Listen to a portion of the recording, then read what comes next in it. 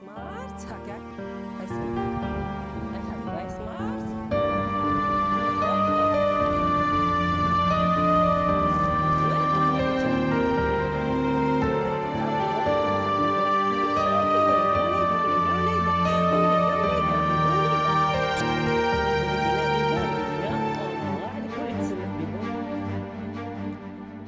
مأجرين قطعة حاطين فيها طبعا مجموعة كلاب، فيهن أغلبية طبعا كل مصابات، في اللي شفاء وفي اللي لا، وفي اللي وطبيعة أغلبيتهم مش حيقدر يعيشن في الشارع، في المشلول وفي المشوهات وفي اللي عنده حساسية من الشمس ما يتقبلهاش.